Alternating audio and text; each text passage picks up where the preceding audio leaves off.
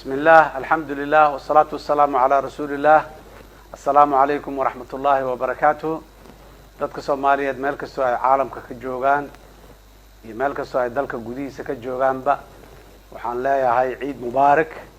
sanadkan sanadkiisa caafimaad iyo ciid wanaagsan Allah nagu gaarsiiyo.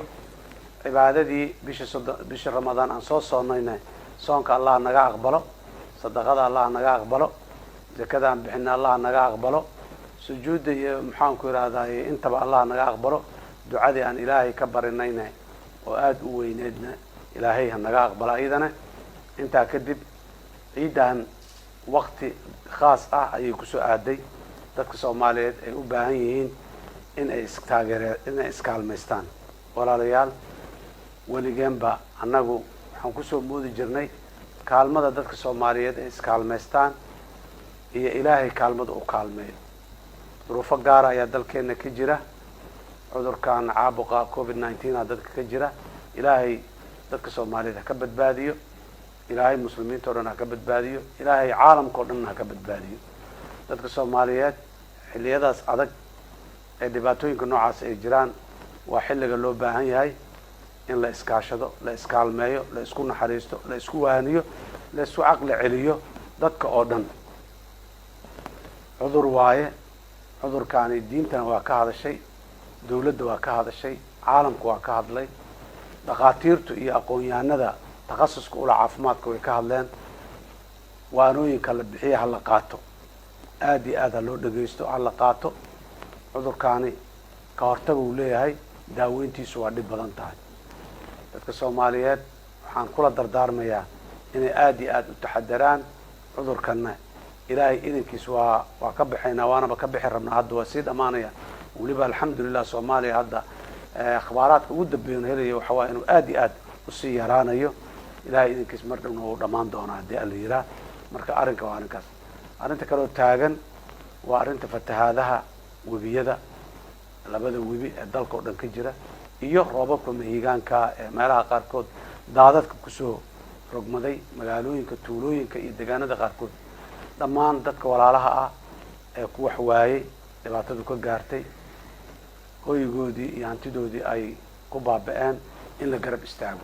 ayadana dadka Soomaaliyeed waxaan kula dardaarmayaa in walaalahaas waqtiga gaaban iyo xanuunka gaaban, muddada gaaban jiraya oo haysto muddadaas gaaban, inaan garab istaagno oo aan u kaalmayno.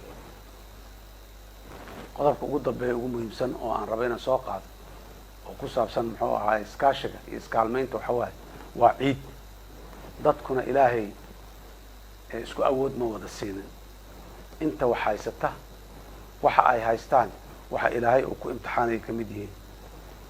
kuwa aan wax haysanina wax haysasho la'aanta iyo wax la'aantu waxa lagu imtixaanay ka mid yihiin. laakiin waxa Ilaahay uu jideeyay waxay tahay inaan iskaalmayno. war kuweena wax haysto aan kaalmayno kuwa gacantooda ay gaaban tahay. ilmaheena marka ay farxayaan, dhar ciideed ay wataan, doorshada iyo buskudka iyo maxaan ku yiraahdaa macmacaanka ay cunayaan, walaalaha Soomaaliyeed, ilmaha Soomaaliyeed ee aan fursadaas aan haysanin aan la wadaagno. waa maalin iyo labo farxadu iyo maalmo kooban carruurtu ay farxayaan oo ay cayaarayaan oo ay waxaysmayaan. ha laga wada farxiyo carruurta Soomaaliyeed meel kastoo ay joogto. deriskaaga ogaaw, gurigaaga dhexdiisa in laga faraxsanaado, guriga kugu xigo kugu dhagana u dansanaado. ama intii diintu dilmaantay ee deriska ahaayay ee 40 qoys iyo agaarkaaga ahay lamida. walaalayaal arrintaas si gaar ah hoos aad iyo aad ayaan u adkaynayaa, u dul istaagayaa. ciidda la joogo, farxadda ciidda aan wada gaarsiino carruurteena. carruurta aan ka wada farxino, waayeelka aan ka farxino. inta gacantoodu gaaban tahay oo laga yaabo maalinta ciidda inaan gurigooda dab laga shidayn, dabka ha loo shido oo maxaan ku rahaa la farax geliyo. ilaahay dartiis ayadoo loo yeelayo iyo deriskaaga iyo waajibaadka ilaahayna saaray anagoo gudaynana haddii aad yidhaahdo. waxaan leeyahay walaalayaal, awal iyo aakhir iskaashi. dadka Soomaaliyeed ha iskaashadaan. markay dhibaato jirtana ha iskaashadaan. markii ay wanaag iyo nimco iyo barwaaqo lagu jirana ha iskaashadaan. dadka Soomaaliyeed intaa kadib waa dhibaatada iyo duruufaha jira markaan ka soo gudbo arrimaha kale ee masiirkeena iyo mustaqbalkeena aan iska kaashano ayadana. aan ka tashano, aan is ogolaano aan garabka isu raaricino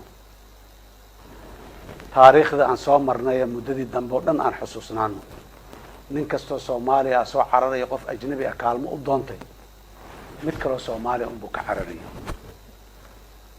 war walaalkaaga ha ku kalifin haddaad ka awood badan tahay haddaad ka sharciyad badan tahay haddaad ka xoog badan tahay haddaad ka muxuu ahaay ciidan iyo qalab iyo tol iyo wax aad ka badan tahay ha u isticmaalin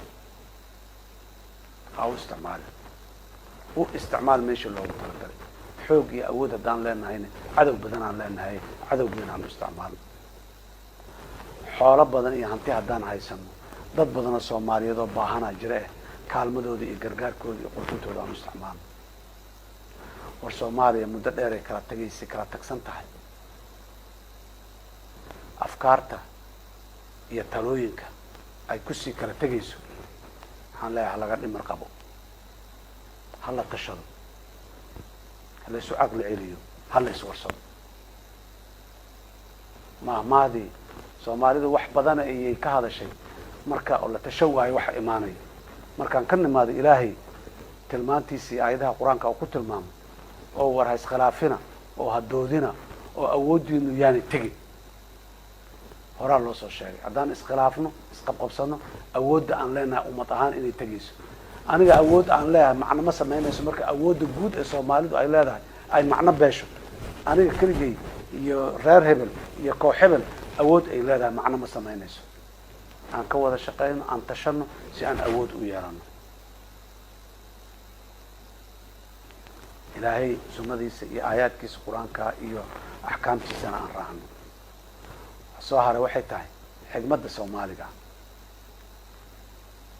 horay ayaa looga hadlay waxaan rabaa inaan hadalkayga kusoo gabagabeeyo xigmad yar oo soomaaliya oo dhahaysa qoonkii isquursadaa qoon kaluu qoryaha u guraa haddaan isquursano kuwa naga liito ayaan qabaan u noqonaynaayo maxaan ku dhaha u shaqeynay walaalayaal yaanan isquursanin aan isgacanta garabka isu raaricino isu soo dhaweyno ismarxabayno isu furnaano maxaa dhehi lahayd maxay kula tahay maxaa ku dhibayo maxaa dhibsata raalli ahaw qof walba aan dhahno meeshaasaa maslaxadda nooga jirtaa baryahan siyaasadda xoogaa waa tii laga qayqaylinaya waxaan leeyahay dalkaani hagaagiisa khayraad naguma yara nimca ilaahay uu dad siiyo naguma yara meel ilaahay dad uu ku abuuro meelaha ugu fiican adduunka ayaan joognaa ku abuuranahay bas hal ciladaan leenahay waa tashalaan nahay